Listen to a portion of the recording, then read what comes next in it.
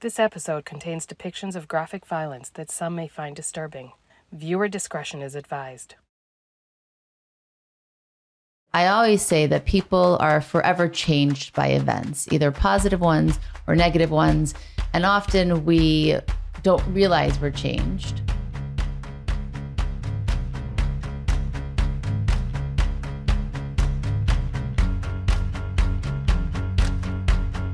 Hello and welcome to Spiritually Hungry. We're very excited to have guests today.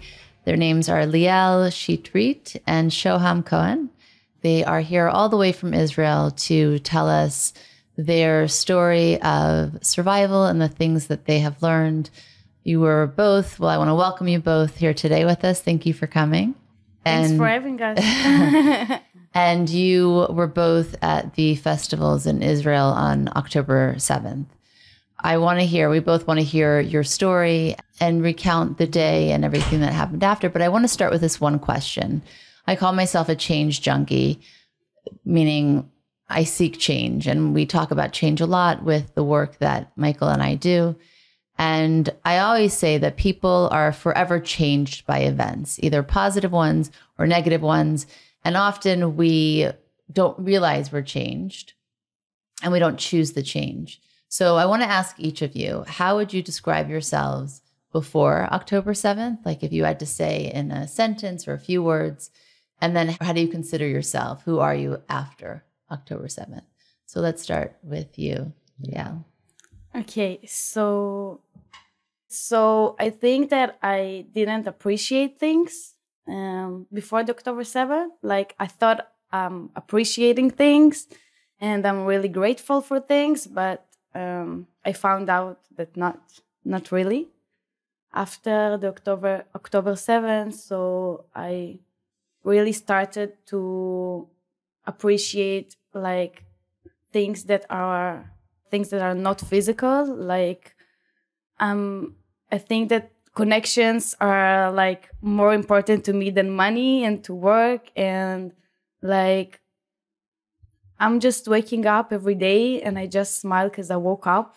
I can't believe that I'm waking up every day, that I open my eyes. Like it's something that I find a miracle, like just the opening my eyes and being still alive. So I think that is the most things that changed in me. And do you find any negative effect from what happened, like trauma? Yeah, I'm not sleeping at night at all. I'm having flashbacks. I have like a very difficult PTSD.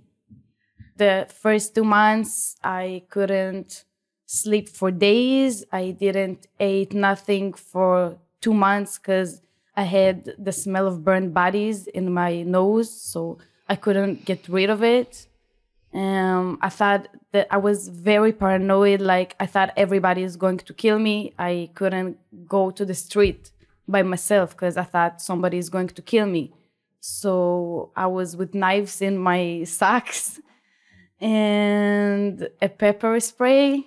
It's tough. I'm living in Ashkelon. It's the most fired city in Israel. So even when I came back in the October 7th to my home after 12 hours, so 6 rockets fell in houses, like in circle to my house, and bomb fragment fell at my home.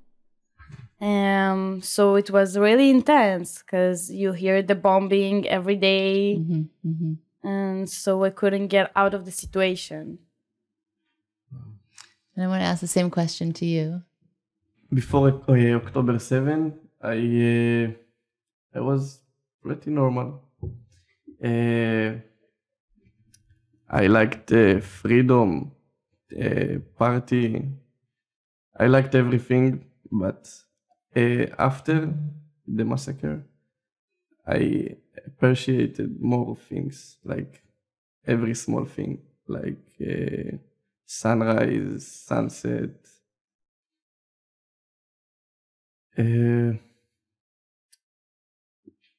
Appreciate very much everything around me, like every small breath,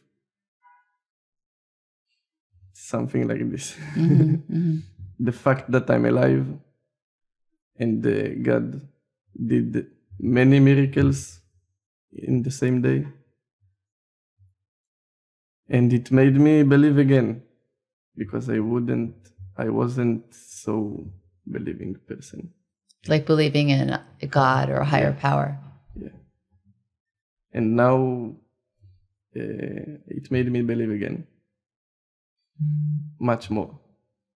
So I'm gonna ask you more about that in a little bit, because I want to hear more about that deep process that you went through and that connection. But I'll ask the same question. Do you have any negative effects or negative changes from that day? Of course. The trauma is bad, and it's affecting us every day, I think. Like yesterday, we went to a museum and we saw some art, and even the art was intense because איך אומרים להציף? It brought to the surface. It was triggering. Yeah, the art was triggered us at some point, and yeah, it's not easy. So tell us about October 7th, what your experience was, what you saw, what you felt. In 6:30, when the party was closed, me and my friends were all together. How many friends were you there together with? Something like 10. We've been exactly in the same moment together when they stopped the music, and we've just took our stuff and went to the parking lot. And it was a lot of traffic, so we couldn't get out of the area. So we stayed here. We stayed in the parking lot near the car, something like hour and a half. My friends sat near the car, and I was traveling the parking lot to help other people with our stuff, because it was a lot of screams and shouts and crying people out there. So I've tried to help them as much as I could. And in something like 8 o'clock, my friends called me and told me, Shoham, we have to go now. The traffic is better now, but still much traffic. So I went back to the car, and I was waiting in the traffic, and my windows were open, so I heard someone talking in the phone, and she said someone shot in the entrance. And in this moment, I saw like 200 people running, and I was not thinking, just running out from the car. And 5 minutes later, I went back to the car because nothing happened. And I was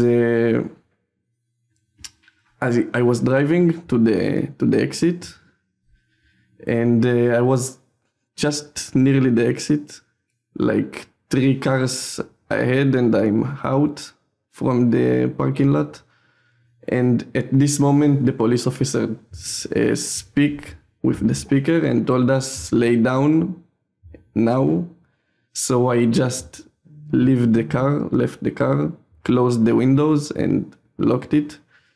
And at this moment, the terrorist came with their truck and just started to shoot everyone they saw, like everyone. You were hiding in the... No, we just ran away, like all the people who were still in the parking lot ran away for their lives, like 1,000 to 2,000 people. And I was running back to the party area, and then we heard shots from the other side. So we knew that we are circled. So we tried to search for a place to hide in the party area. And I saw a tent in this time, so I just hid there for like 10 minutes, and it was so hot. But I had water with me, so everything... Are you by yourself or with... Yeah, alone. But there was something like 40, 50 people in the party area who were also hiding. And 10 minutes later, my friend called me and he told me, Shoham, come now to under the stage. So I left the tent and I went to under the stage to hide there with my friend. And it was there like 30 other people who were also hiding there. And we were hiding there for 30 minutes, 40 minutes. And some angel came to us to under the stage and told us, leave now, they are coming. You said angel? Human. Angel. Human form angel. And he told us, leave now, they are coming. And we left the stage and people were killed there under the stage after we left. And I was running first to the woods and everyone were following me. 30 people, I think. And at some point I saw just fields around me. And I knew if we keep running in the fields, they would shoot us like ducks. So we were hiding in the low area. Few hours, I think 5 to 6 hours without water. And it was so hot in the same day. And someone went to search for a better place to hide and he saw bodies and he told everyone, come help me to bring the bodies. And the guards from the party were coming to us and we thought that they are terrorists. And we kept just be scared all the time.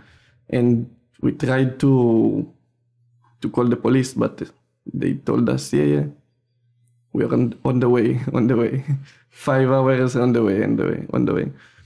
And at 11 o'clock, I think, my battery died. And I was so scared, like all the time. My face just was like this, 6 hours. And this moment, I felt so calm. I relaxed myself, breathe in, breathe out, and lay down on a tree. And at this moment, I felt that it's okay to die today. And I tried to rest and sleep, but I couldn't. And I think 2.5 hours later, we heard so much screaming and shouting in Arabic from the party area. And we saw someone who dressed like a ninja, everything black. And we opened the discussion about is a Jew, is a terrorist. And few seconds later, we heard boom, boom. He shot an RPG at us. It was 20 people who were sitting together, like in a circle. And I think he tried to shot them, but he missed in 2 meters. And the fragments were hit everyone around them. And we started to run on a hill, and his friends were shooting us with their Kalashnikovs. And people shot in the legs, in the back, and keep running. And at some point, 10 minutes later, we saw a body, so we hid there I hid there because By yourself? No. At this point we were 20 people, and the other people were moving to other direction, and all of them kidnapped or died there. Yeah. And we kept moving back to the road, and we saw a police officer and 2 soldiers. And we thought that they are terrorists too because they came with Kalashnikovs. And a moment later, they just told us, run with your hands in the air and shout your names. So we done this, and they Towards them. So you were running towards them. And they took us back to the road. There was a tank there, and like other 10 police officers and soldiers, and something like 70 survivors. And they told us we don't have any ammo. And Zero? No, like very little amount. Oh. And it was some terrorists who were near us. איך אומרים קשורים? Bound, tied, handcuffed. Tied up. Yeah, they were with handcuffs. And half an hour later, they gave us something to drink because we were so thirsty.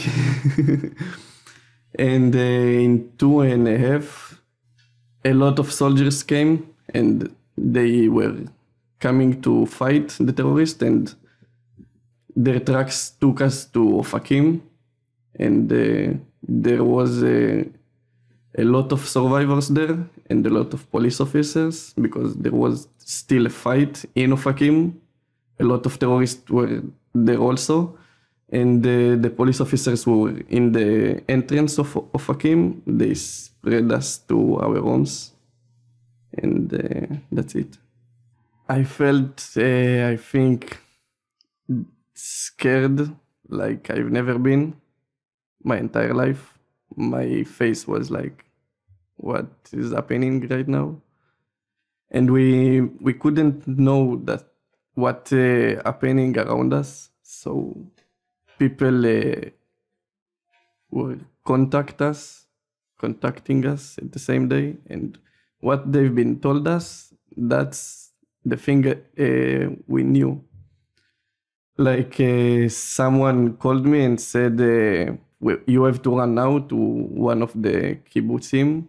And half an hour later, he told me that all of the kibbutzim around me was occupied by Hamas. So we thought that the entire country was lost and we don't have a place to come back.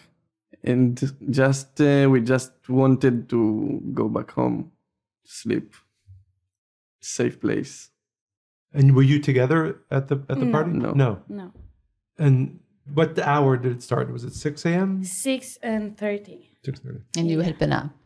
You were awake. Yeah, like I came to the party in Friday with two of my friends. They work there as a massage. They have a massage stand and parties and stuff like this. So we came in Friday at 6, like in the evening. It was like really early. The party just started at like 2 a.m. Mm-hmm. So 6:30, it's when the sun rises. So everybody's just want like to party at the sunrise and dance to the sun. So it was really confusing when the sunrise came. Like the whole sky was in hundreds of missile trails.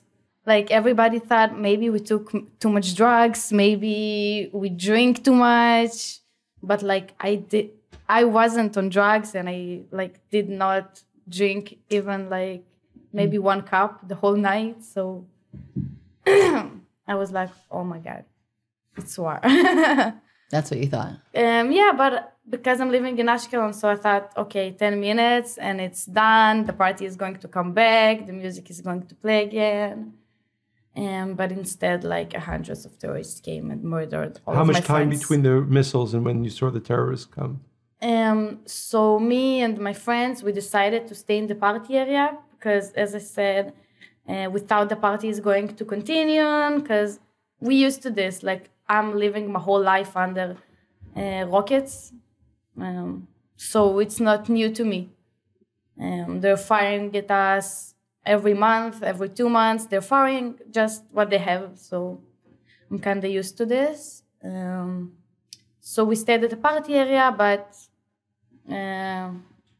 We started to hear the gunfire just maybe an hour after this. Oh, a whole hour. From Yeah, 6:30 to 7:30. Wow. everybody just escaped from the party, and not a lot of people stayed in the party area, like maybe a few hundreds, and the party was with 4,000 people.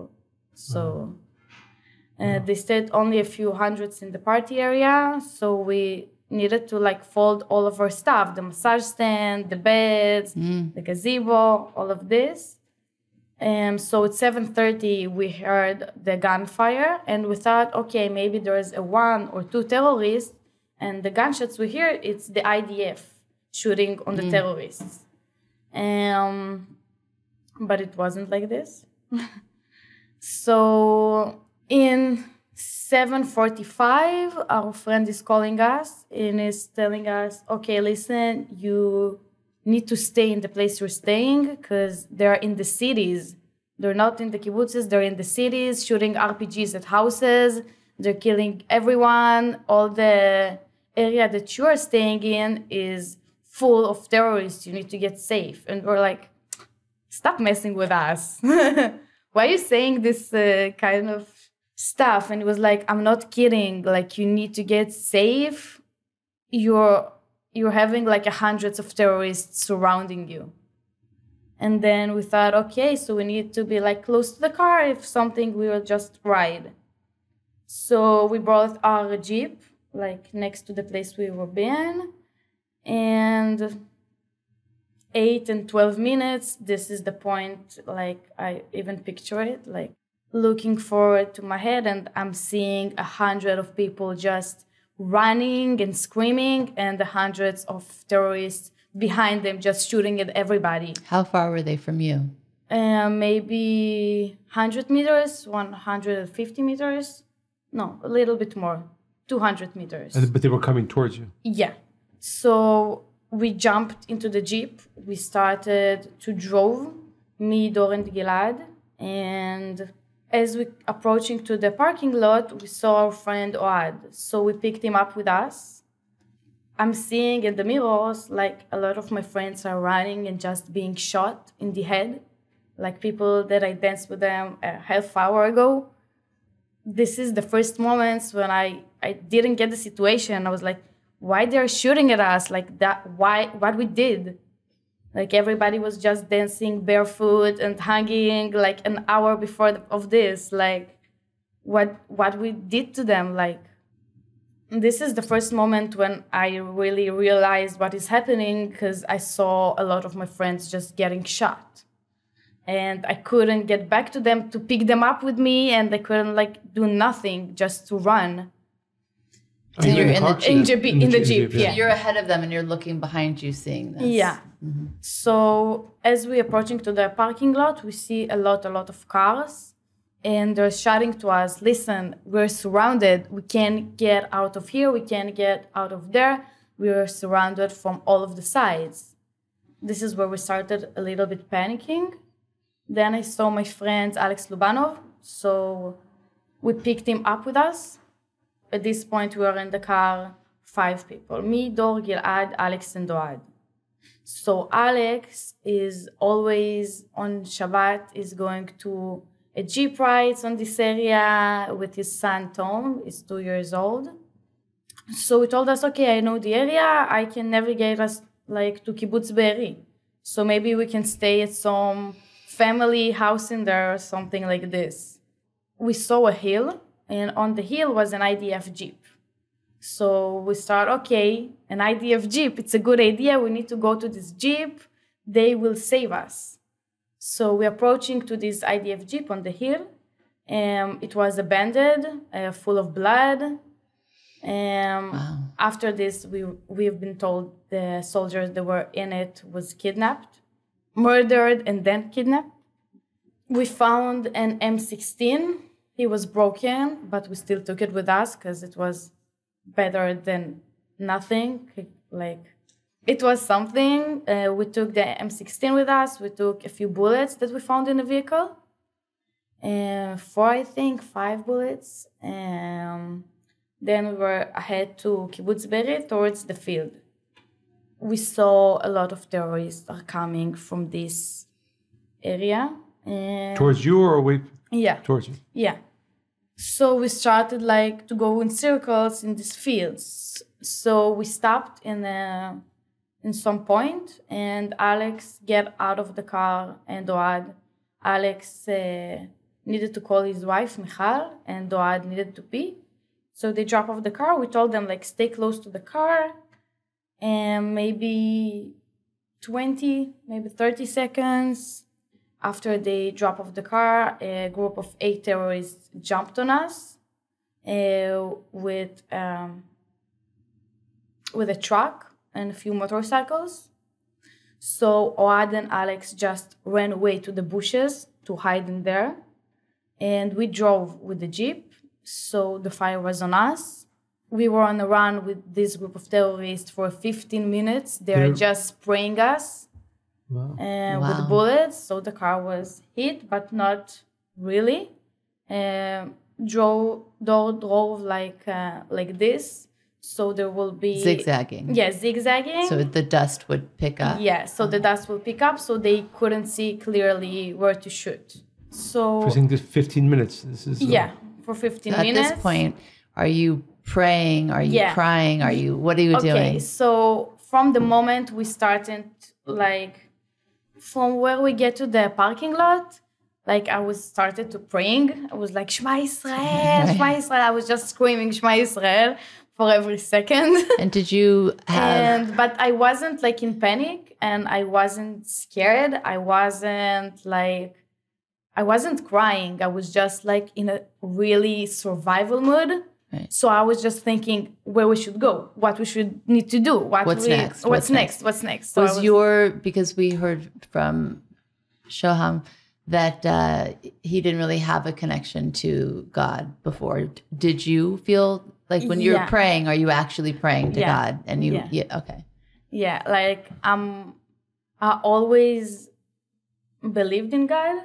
Like I'm coming from a very believing family. They're not religious. Like not everybody is religious, but this is the spirit in our home. Like we believe in God. We're praying, but I think this is like for the 2, maybe 3 years that was before the Nova, I think I was kind of disrespectful to God. I think this is what needed to be happening, so my belief will come back, because I was out of the way.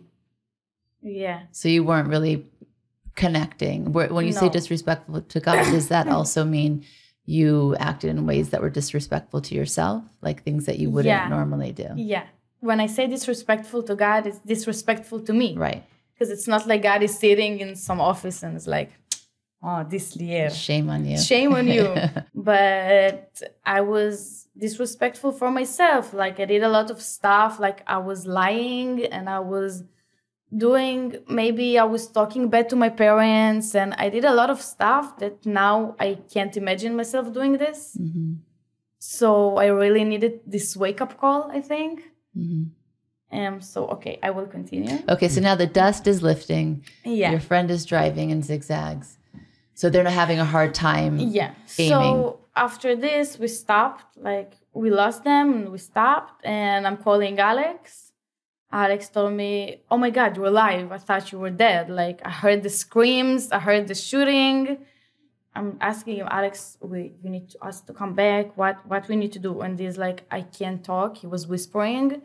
He told me I can't talk. I'm hearing a motorcycle.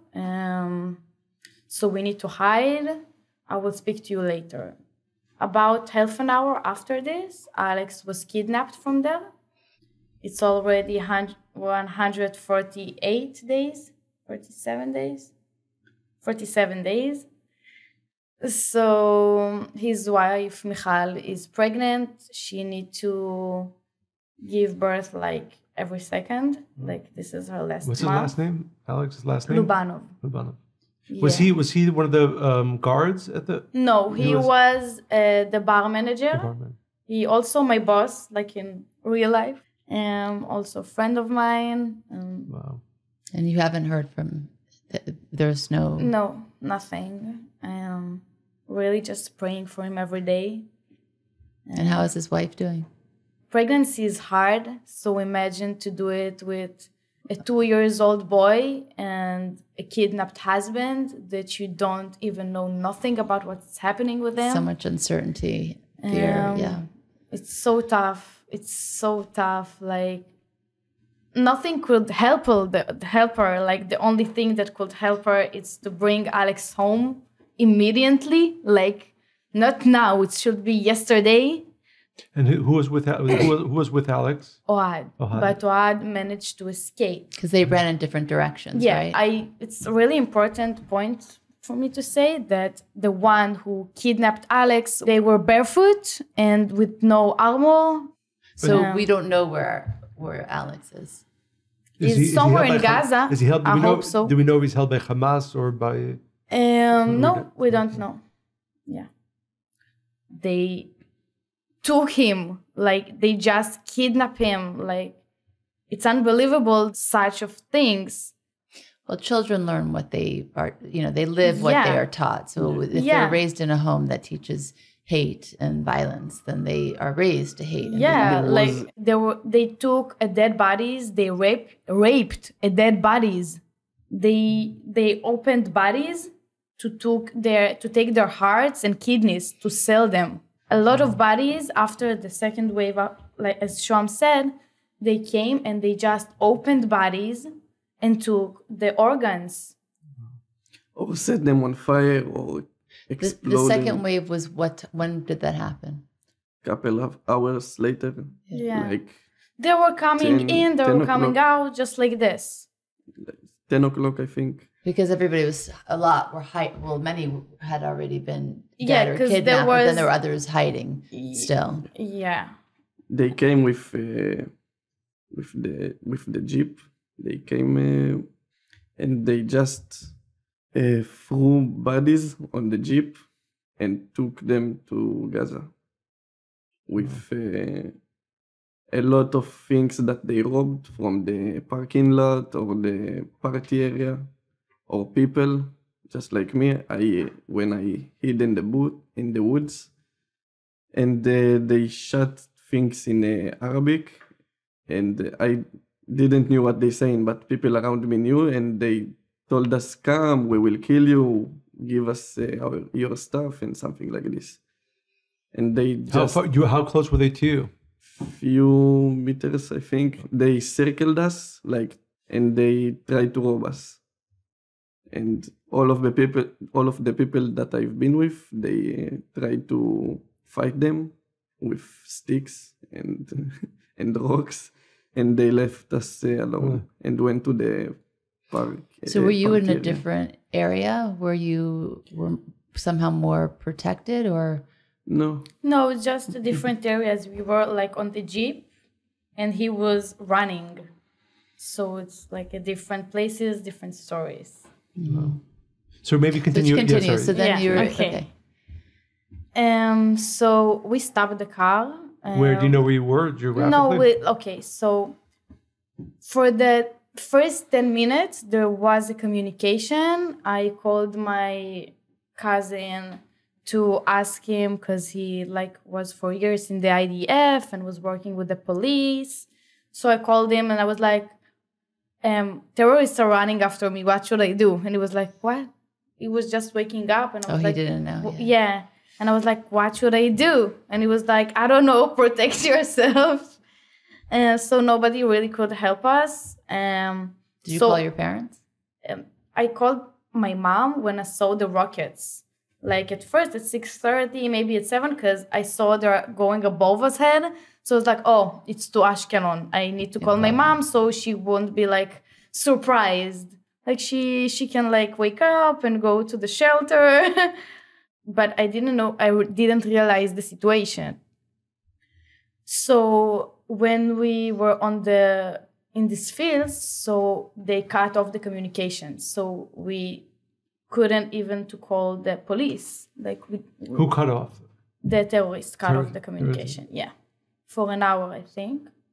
We stopped the car, and because it's a really, really old Jeep, It's very loud and very noisy, so we had to turn it off and turn it on all the time so we could hear what is happening. So I was looking out of the window. We tried to open Google Maps and stuff like this. Nothing was working. I didn't even think about that because you couldn't even go online, so you don't know where you are. Yeah. You don't even, and even if you did, you don't know where they are. Yeah. Right. So I saw like we were really close to Gaza. In this point, we were really, really close to Gaza, and we didn't know. So you were driving in the wrong direction.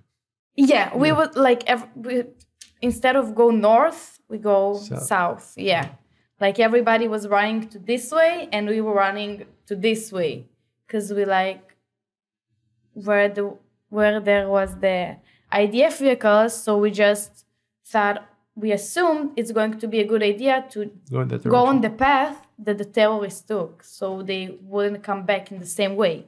So that's why we drove south and not north. So I'm looking out of the window and I starting to see some voice that is not my voice.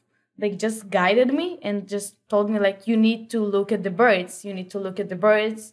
And really? Yeah. So I was looking out of the window and I'm seeing that every time that I hear gunfire, all the birds are coming from the trees and doing circles above the trees like this. So I knew where the terrorists are coming from. Wow. So I started to navigate us through this because I knew they were coming from that way or that way, so I could navigate us. Wow, that's so powerful. I'm always telling like it wasn't me. It was God. like it was God. No, it was just like literally telling me. I've had those moments where it's look like at this. A voice comes like almost behind you. Yeah, it's like behind your head. It's not from inside. It's not from inside. Over you. Yeah. And I people often say, how do you know what intuition is, or how do you know when you're getting real messages? He said it comes like that. You know, it comes from above, behind. Yeah, like a whisper in your ear. You don't feel like it's coming from inside. No. You're really feeling like it's another power. It's divine. Yeah. Mm-hmm. So we started to navigate through my navigations and the communication was back. I called the police.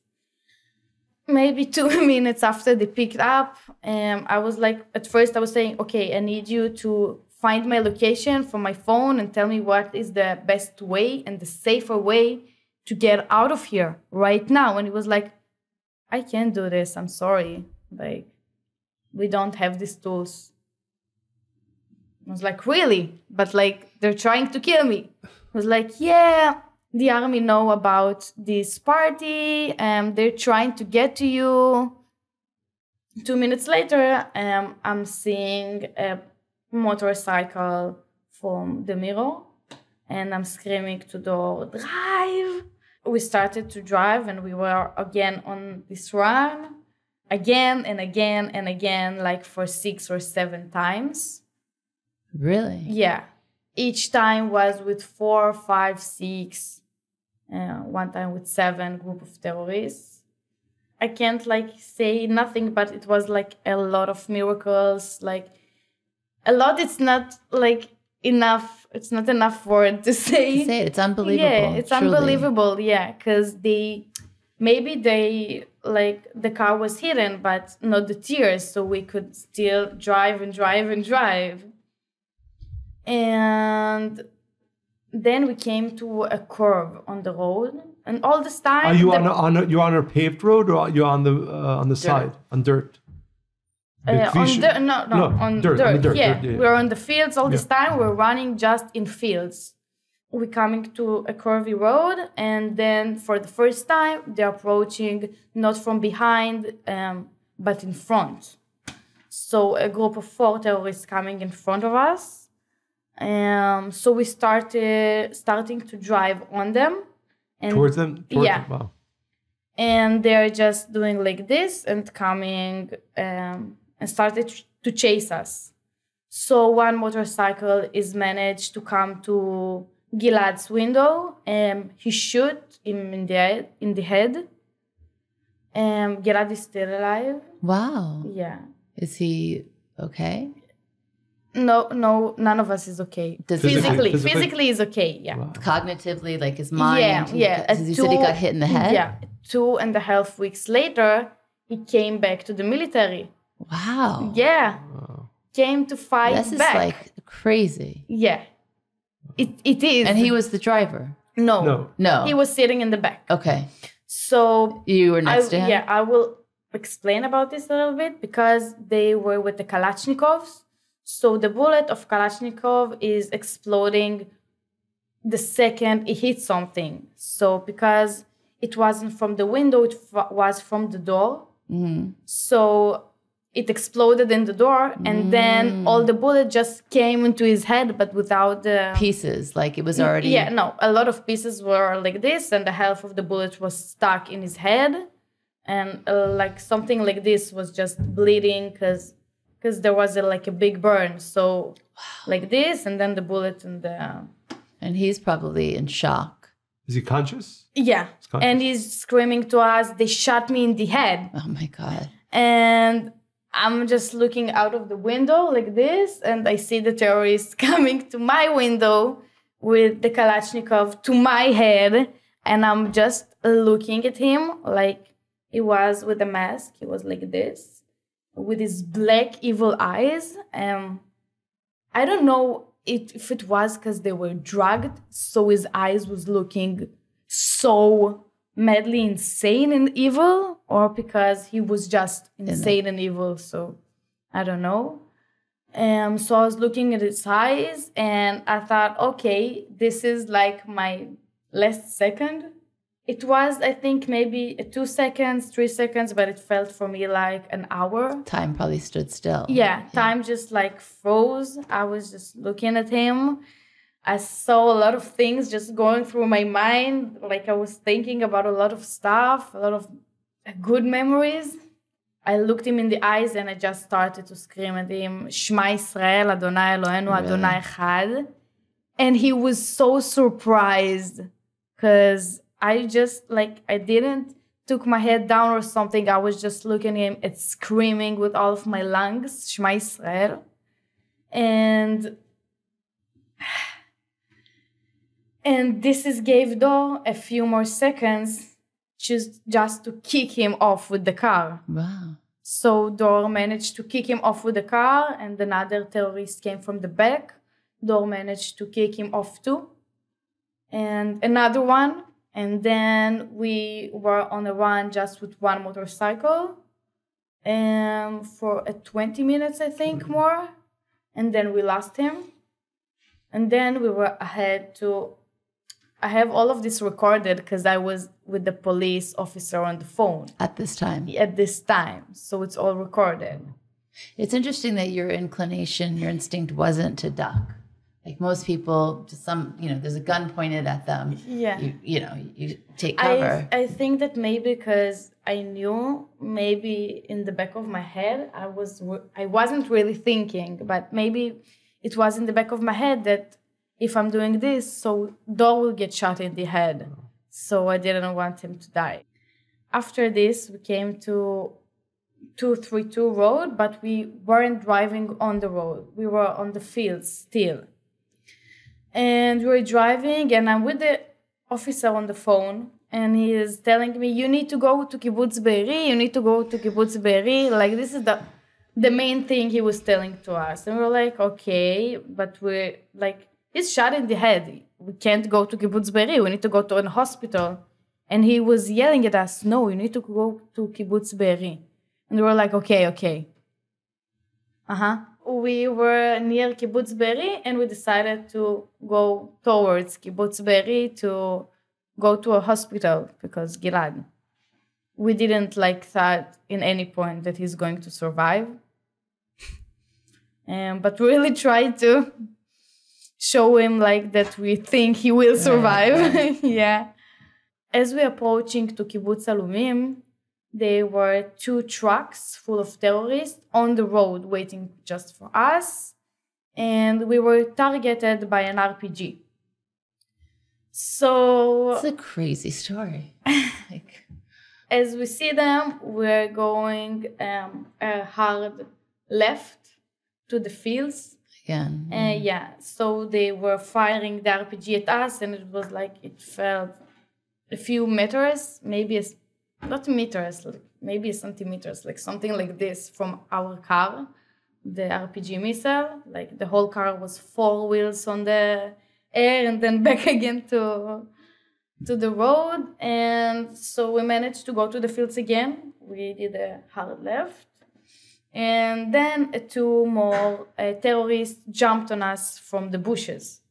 They were hiding in the bushes to just shoot people. They're trying to run. At this point, we were like 2.5 hours on the run already. We go, so I'm looking at the door and I'm like very calmly saying to him, listen, we need to go back to Berry. Like, we can't do nothing but this. So I'm telling the officer, listen, the gate in Berry should be open and need to be an ambulance that wait for us because he with a bullet in his head. And he was like, yeah, okay, it will be done. It will be done. So we're coming back to Berry. And the first thing I see is everybody just shot. Like everybody is dead in the entrance, in the cars, everybody just dead. So right near the entrance to Berry, on the right side, there is a bicycle shop. We're hearing from Berry shouts in Arabic. We're hearing them singing the songs in Berry, in Arabic. So I telling the officer, listen, there is no more Berry. Like they occupied Berry. You understand this? And it was like, oops. Something like this. And it was like, okay, good luck, guys. He told us like, good luck, guys. We're coming to this, it was on a little hill, this bicycle shop. So I'm seeing the terrorists, like a lot of them just everywhere. So I'm deciding to jump alone of the Jeep. Out? Yeah, to jump out of the Jeep alone because I don't know how to drive. Dor is driving. Gilad with the bullet in his head. If we want to like find a safe place to hide, so I'm the only option who can get out of the Jeep. So if there's a terrorist in the building, they will shoot me. Because if they're shooting Dor, we did nothing in this. Like I can't drive, so it can't be only me. So I jumped out of the car, and I'm hearing a lot of screams in Arabic. I'm seeing the terrorist. I'm going with my head down. I'm just trying to open all of the doors. There was 10, maybe 15 doors. They were all locked. I was even yelling, Jews, Jews, so they will open the doors. But it was closed. So I circled the building and I found a door that was half plastic and half of grain glass. The door didn't have a lock or something. Even the handle was broken. But it's like the only thing that was open. So I ran back to Dor and Gilad. I screamed them to come. So we hide in this place. We come to this bathroom. It was a bathroom. And it have also a little shower in it. Dor broke the door to the shower with his hand. The first thing we did is to take all the towels and spread them on the floor so they don't hear the movements. And we bandaged Gilad's head with towels. And Dor was sitting on the floor and just taking the handle like this in his hands. So if they're trying to open this, they would think that it's locked. So they couldn't do this. 20 minutes after we came to this bathroom, also the Hamas came to this building because, as I said, it's on a hill. So you can see also Kibbutz Alumim, you can see the 232 road, and you can see the entrance to Berry. So it's a very good point if you're a shooter. I'm sorry. No. I mean, I just have to pause for a second. You're so courageous and both of your friends. I mean, the one that was driving? Dor. I mean, he sounds like a superhero out of an action film. I mean, the driving like that for 2.5 hours to escape all of that.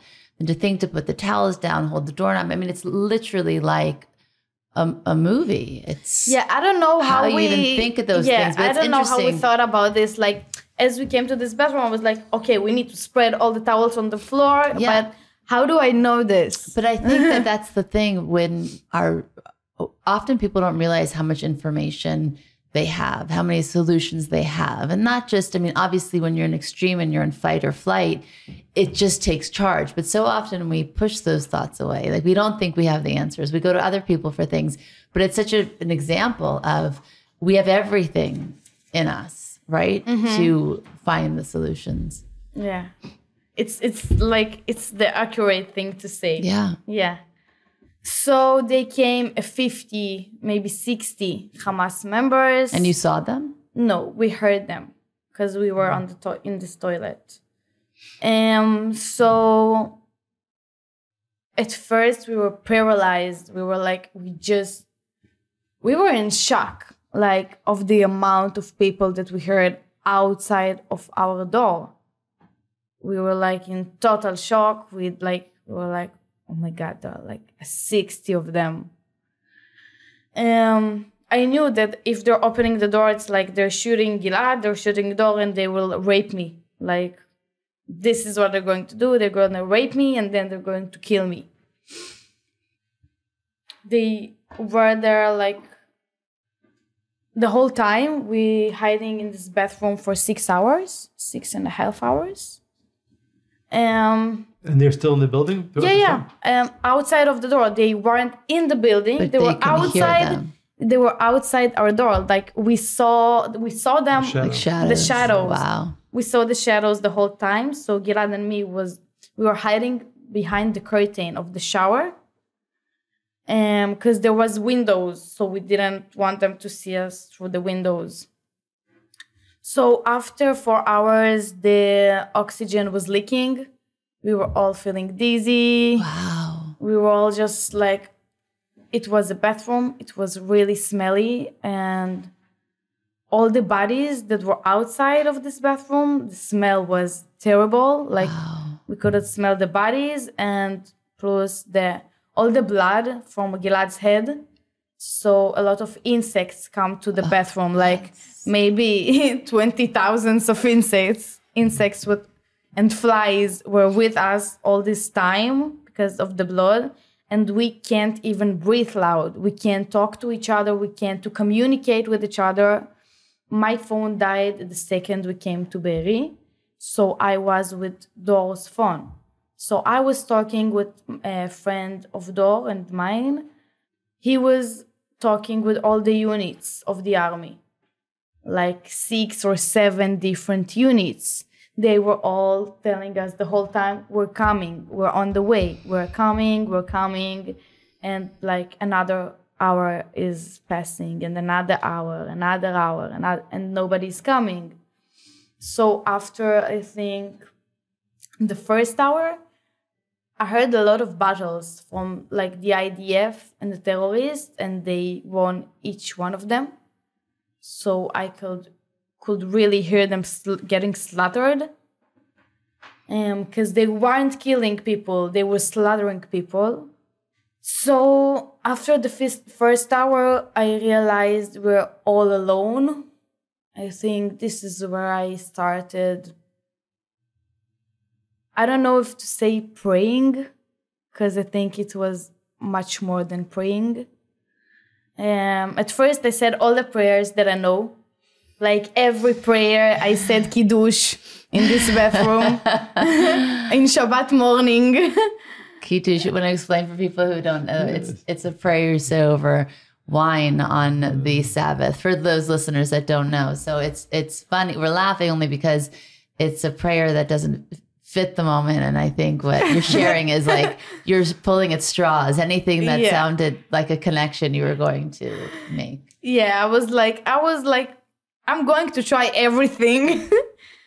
So after I said all the prayers that I know, so I was starting to talk directly to God.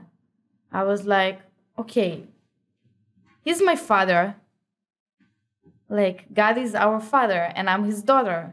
And what our parents want from us, like, our parents just want us to talk with them and to share with them. Like, when I was a kid and I had a bad day in school, if my mom really wanted me to tell her about this so she can help me. Because if I'm not telling to her this, so she can't help me. So I figured out this is what I need to do. Like, if I'm really believing he's my father, so why should I talk to him like he is my father? It's beautiful. So I really started to talk with him, and I had, like, my whole life I was talking to God, like before the bed or like stuff like this. But this is the first time I really felt like someone is listening on the other line. Like, I could feel that he's listening, and like every second that I'm talking with him and they're not opening our door, I was like, I will keep doing this. This is what I need to do. So at some point I felt like something from my head in here, from the top of my head, was opening. Like, I felt like, I don't know how to say it in English, tzינור? Channel, so a pipe, a channel. Yeah, so I felt like a channel is coming up from my head, and I felt like an euphoric feeling in all my body. I was like shaking, but in a good way. I don't know, vibrating. Yeah. At this point, I was telling him, I want the whole sky will tear apart and everybody would hear me. I want everybody to hear me now and to save me and to save my friends, because I need to come back to my mother. She's waiting me. All I was thinking about is like, my mother can't like experience that, like this experience of me dying. Like, I wasn't scared to die. If I'm dying, I'm just dying. Were you always like that about death? Did you always feel that way about death? Or this moment, that's how you felt? I think that always I felt like this, because when you're dying, it's not like it's hurting you because you're dead. You don't care. But like, my mom is still alive and she can't to experience this. Like, she can't. I'm not allowing this.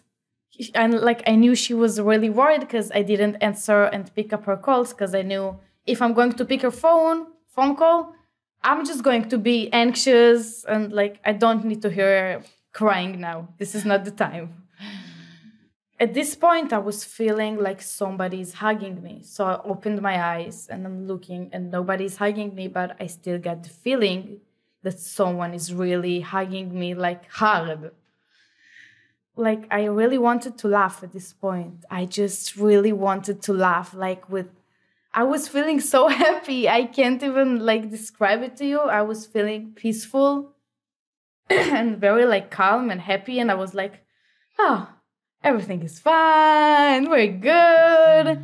But at the same time, I'm hearing all Kibbutz getting slaughtered. I'm hearing women begging for their lives. I'm hearing the screams of children. I'm hearing people getting burned alive. Kibbutz Be'eri, it's the most slaughtered kibbutz from all the kibbutzes. So it was really, really hard to hear all of this. But like, I really had faith in me. Like, I really felt it. So after 4 hours, we're in this bathroom. I'm speaking to this friend, and I'm hearing them starting to open all of the doors that I tried to open at first with just shooting on the locks. So I'm telling this friend, listen, where are you? Like, where are all the units? Our door is the next. Like, this is the end. I'm sorry. And I really even thought for a minute, so maybe I feel so calm because This is the moment, like, I'm dying. Like, it's before my death. I heard helicopters.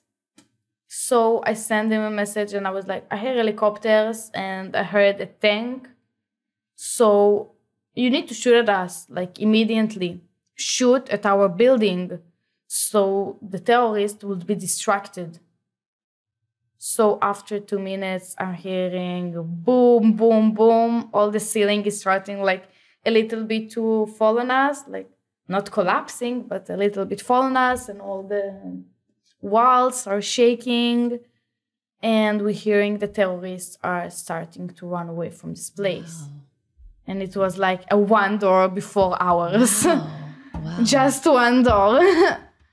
It can be a coincidence. It's like all the stuff that happened to us couldn't be a coincidence, because if we were coming to Kibbutz Be'eri when the police officer told us, so maybe they will shoot at us. So we needed these few minutes so we can come back to there. And everything was so accurate and so like at the exact point where he needed to be. So after these 6.5 hours, 2 soldiers that came with their Kaya Picanto from their home just come to Be'eri and told us, we heard there's a lot of mess in Be'eri, so we came to fight. And they came with a guy from Kibbutz Be'eri named Ziv Shilon. He was brutally murdered a few minutes after we left. Really? Yeah. And 3 soldiers of Magav also came. And the first thing they did, like, was asking for a cigarette. Everybody was so stressed. Like, they were saying, we're not smoking, but like, just give us something. And after this, they were just taking all the bodies. Like, when we opened the door, we saw what we heard. There is no words to describe. Like, my brain couldn't catch it's real because it was so surreal. And there was a lot of beheaded bodies or just body parts all over the place, like a hand or a leg or a head, stuff like this, and a lot of burned bodies.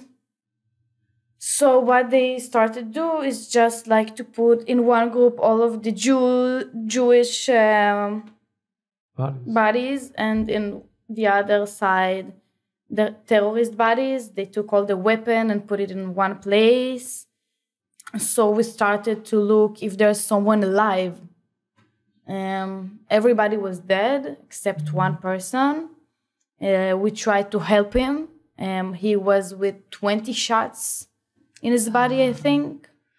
He was like a really big person. So we thought, okay, maybe he's still going to manage to be alive after this. Because he had a pulse and he was breathing a little bit. And so we told her, you need to tell my mother that I love her. And he closed his eyes.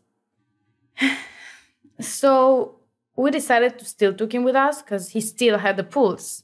So, as I said, he was a big person. So 3 or 4 people just took him and put him in our Jeep. And they told us there's a checkpoint in Alumim. But the road is still full of terrorists, so we should take care. So we were again back on the road 232 to Kibbutz Alumim. And the road was apocalyptic. Like, I love horror movies. I love apocalyptic movies. I never seen something like this, even in movies. The whole road was full of smoke, full of rockets that fell on the road, full of cars, like a lot of cars. They were all burned, a lot of burned bodies in these cars, a lot of body parts on the road, a lot of just heads, beheaded bodies, opened bodies, women that are not wearing nothing, just with their legs spread or something on the road. We couldn't like even say a word. Like we just looked through our windows because we needed to look from our windows to see if there's terrorists are coming. So we couldn't like to escape these looks. So we approaching to Kibbutz Alumim. There was 2 cars with soldiers, 2 savannas, and a lot of bodies. Like where they were standing, they were like maybe, I don't know, 8 bodies. Some of terrorists, some of soldiers. So there was only one safe vehicle that could take Gilad and the other injured person from there. And so me and Dor, we were staying with the soldiers in Alumim. So Gilad and the other person was driving to the hospital. And we stayed for maybe 3.5 more hours. So the whole time they were having battles with the terrorists that were surrounding us again and again and again. The first thing that the soldier that saw us coming from the car did was like hugging me. He's like, you need water, you need rest, you need hug, what you need. And I was hug, definitely hug. And he hugged me for 2 minutes. And this is the point where I cried for the first time. Because I was feeling like a little bit more safer. You broke down, yeah. Yeah, because finally, like I see someone with the IDF forms and I see some weapons that I can actually do something with them and not pointed at me. And you didn't see any more terrorists at that point? No, I saw. You did still Yeah. They were like surrounding us the whole time. They were having battles with them the whole time. How many soldiers were there in this group? And 20. And how many civilians were there? How many? Just me and Dor. Wow. Yeah, we were the only civilians and we were without any arm. So they also didn't want to give us. Why? Do you know how to use? Did you and Dor? Me, no, but Dor, Dor yes. does, uh-huh. Yeah, but Dor is a superhero. I don't know Dor. I'm sure he knows how to shoot a gun. No, he knows. Yeah, he it knows. sounds like He was on the resourceful. IDF, like in some serious unit. Yeah. I'm sorry. My PTSD is hitting me, so I'm forgetting like what I'm talking about all the time. Because you get lost in what happened, I think. No, I'm like, I can't, my memory is like so hurt after this because of the PTSD, so I can't remember nothing. I'm like Dory. Just keep swimming.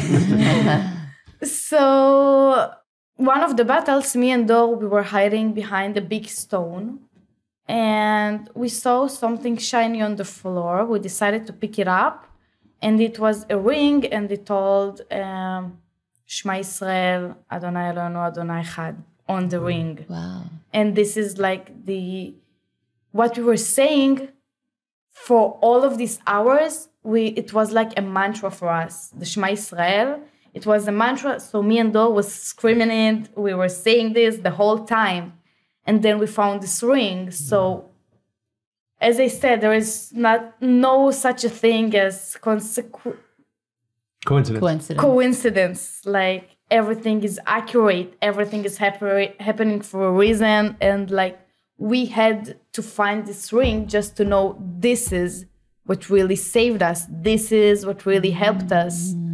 So if it's not was clear for us, like this is.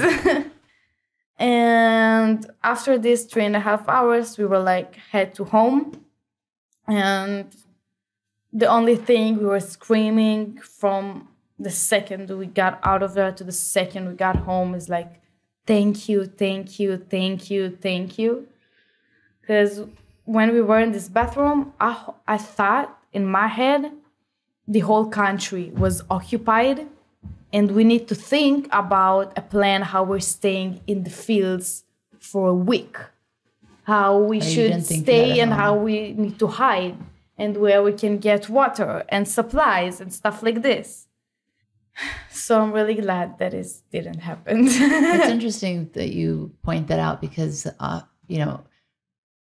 when what you went through, most people might not be thank you, but what you thought you even lost more than you had lost. Like you thought you had no home to go back to, no food. So then all of a sudden it puts things in perspective, and then you're even more filled with gratitude because at least, and it's such, there's so many lessons in your stories and what you've experienced and what you've shared. And I think it's not only we're so grateful that you were both alive and that you made it, but it's so inspiring for us and for our listeners and such an important reminder of we are never alone, that the Creator is always with us, and that we just don't notice it and we don't hear it and we don't tap into it. I think it's like inside of us. Like I have a new theory that I told Shoham a few days ago that I think that after this happened to me, I'm not saying that I'm a good person or something like this. I'm really trying to be. But every time I do something for someone else or something that is good, like not lying and like really telling the truth or doing something for someone else, I'm feeling how I'm becoming much more closer to this Creator or God or however you want to call it. Like every time I do something that is not selfish, the part of the goddess in me, it's coming much more bigger and much more, I can feel it. Like I can feel the light is bigger and bigger and bigger every time that I do something that it's not for me, something that it's not selfish. So I think that maybe I was saved in the October 7th because on that moment when I was jumping off the Jeep, when I was surrounded by terrorists, because I wasn't selfish, I wanted to sacrifice myself for my friends. I think this is the point where I came the most close to God that I could get, because I wasn't thinking about myself. So after this, it's really giving you a perspective of how much you need to do for other people, because it's make you feel much more good with yourself. And like I'm feeling much more closer to God. Every time that I do something good, I'm feeling much more closer and closer and closer.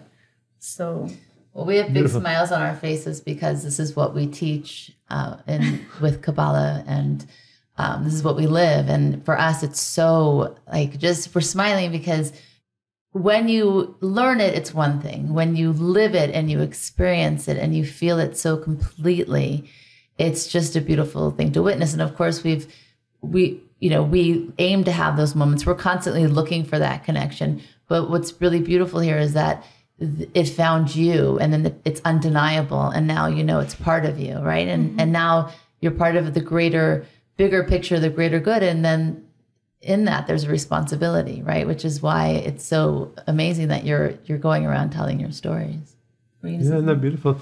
No, I was going to say, she said you have a theory. I was going to say it's an ancient theory. It's an ancient theory, and true. Yeah, because Absolutely. I never learned Kabbalah or something like this, so it's fine you're saying this right now, because I learned it on the hard way.